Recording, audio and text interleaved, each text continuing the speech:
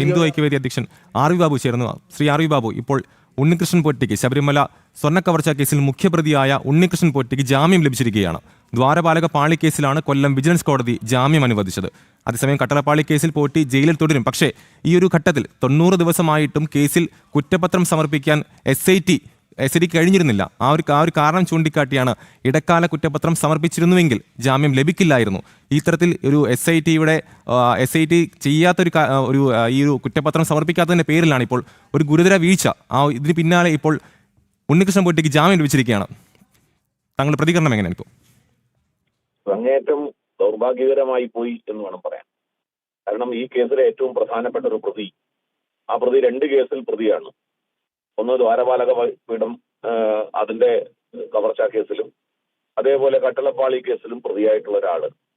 അതില് SITയുടെ പുതിയ ഇൻവെസ്റ്റിഗേഷൻ എന്നുള്ള നിലയ്ക്ക് നിലവിൽ ഉണ്ണികൃഷ്ണൻ പോറ്റിയെ കേന്ദ്രീകരിച്ചുകൊണ്ട് ഇനിയും വലിയ തോതിലുള്ള അന്വേഷണങ്ങൾ നടക്കേണ്ടതുണ്ട്.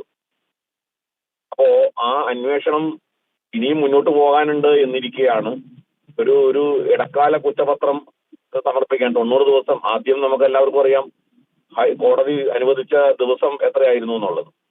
2 ആഴ്ച ആ കാലത്തിനുള്ളിൽ ഇതിന്റെ റിപ്പോർട്ട് സമർപ്പിക്കണം, 1 മാസത്തിനുള്ളിൽ റിപ്പോർട്ട് സമർപ്പിക്കണം എന്നൊക്കെ പറഞ്ഞു. പിന്നെ നീട്ടി ഇപ്പൊ 4 മാസക്കാലമായി. 4 മാസക്കാലമായിട്ടും ഈ ഉണ്ണികൃഷ്ണൻ പോറ്റിക്കെതിരെ ഒരു കുറ്റപത്രം സമർപ്പിക്കാൻ കഴിയാതെ പോയത് SITയുടെ ഭാഗത്തുനിന്നുണ്ടായ വലിയൊരു വീഴ്ചയാണ്. ഒരു ഇന്ററിംഗ് ചാർജ് ഷീറ്റ് കൊടുക്കാൻ കഴിയുമായിരുന്നു. അങ്ങനെ കൊടുത്തിരുന്നെങ്കിൽ ഉണ്ണികൃഷ്ണൻ പോറ്റിക്ക് നിലവിൽ ജാമ്യം കിട്ടാൻ സാധ്യതയില്ലാത്ത ഒരു അന്തരീക്ഷമുണ്ട്. കാരണം അത്രമാത്രം ഗുരുതരമായ കേസാണ് ഈ ദ്വാരപാലക പീഠവുമായി ബന്ധപ്പെട്ട കേസ്. അതുകൊണ്ട് SITയുടെ ഭാഗത്തുനിന്നുള്ള ഗുരുതരമായ വീഴ്ചയാണ്. ഈ ദ്വാരപാലക പീഠ കേസിൽ ബാക്കിയുള്ളവർക്ക് കൂടി ജാമ്യം കിട്ടാൻ ഇത് കാരണമാകുന്ന ഒരു സംഭവമാണിത്. ഉണ്ണികൃഷ്ണൻ പോറ്റിക്ക് ജാമ്യം കിട്ടിയാൽ പിന്നെ ബാക്കി എല്ലാവർക്കും ജാമ്യം കിട്ടുന്ന അവസ്ഥയാണ്. അപ്പൊ അതുകൊണ്ട് ഈ കേസിനെ ദുർബലപ്പെടുത്തുന്ന ഒരു സമീപനമാണ് SITയുടെ ഭാഗത്തുനിന്ന് ഉണ്ടായത് എന്ന് പറയാതിരിക്കാൻ നിവൃത്തിയില്ല.